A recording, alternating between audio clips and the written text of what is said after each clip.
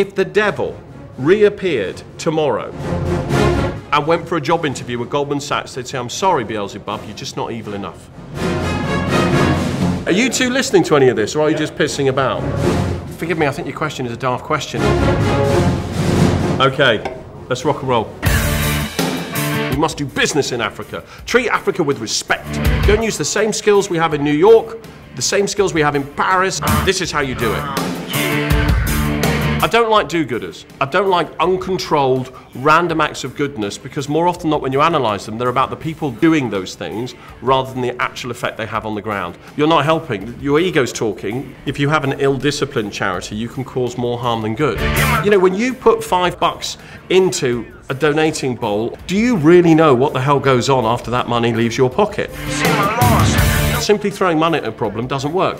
We need to get off our ass and we need to go and do it ourselves. And if it involves us putting on some camo trousers and going to Africa with an idea, and certainly running the risk of being thrown out or shot at, then we're going to have a go. The premise for Africa is it's all about death, and really it's all about life.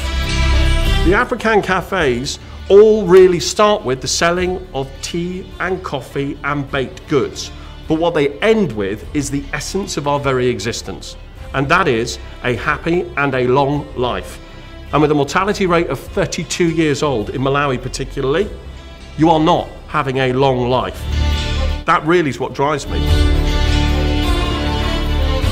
The African cafes are best described as businesses in a box.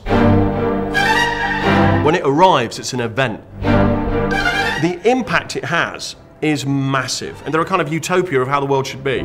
It's smart philanthropy. What we expect the people of Africa to do is to embrace it, work there, enjoy it, make the very most of it. So they made carrot cake, and they made the African Cafe pizzas. They experimented. I thought that the pizzas looked wonderful, and the chips I wouldn't give to a starving rat in a lifeboat.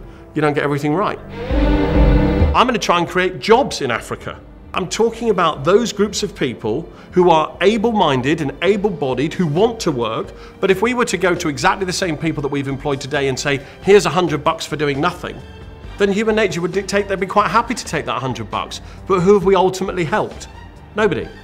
Perhaps our own egos. To roll this out across Africa, we're going to need diverse skill sets. We're going to need people who are businessmen, they're diplomats, they're social workers, and their military minds. You're not going to find that in any one individual. Our view is we take 6 of the brightest business people and we take 6 military experts specialising in logistics and we put them together. Those combined skill sets give us a great chance of success. We're engaged in an entire continental endeavour to create a brand name. And I don't care if you're doing that in America or if you're doing that in Europe, it's a damn hard thing to do. You'd struggle in Margate without a good bit of luck and skill. Now go do it in Malawi. We're taking it to Mozambique, Tanzania, Zimbabwe, Rwanda, parts of the world that don't recognise the rule of law. Clearly we're going to have to take some risks that are sensible and measured, but risk is risk. You know, there will be occasions when we'll certainly be taking military personnel with us. That is the nature of how you have to get through certain situations in Africa. We're going to go there and we're going to do our job. What we're trying to achieve will involve a dramatic process. We're going to show you the reality of exactly what goes on with your money. Decency, humanity, and fairness. We have to work with the UN, we have to work with logistics people, we have to persuade chieftains to basically nominate staff to come and work for us. We've got to persuade the staff it's the right thing to do, and we've got to do it across an area that's probably as big as the United States. So, in terms of the drama, in terms of the difficulty, in terms of the challenges, in terms of the humanity, in terms of the money, in terms of the ethos, in terms of are we getting it right or are we getting it wrong, it's the whole world. We are not going to sanitize it. You're going to see it exactly as it is on the ground. You're going to see the hope and the hopelessness of it. You're going to care about the people that you see every day. It's so exciting and so nerve-wracking and so wild, you couldn't script it, and if you did, no one would believe it. You are in the most exciting, the most compelling, the most dangerous, the most uplifting continent on the planet. Whatever happens, there is no doubt in my mind that it will be spectacular.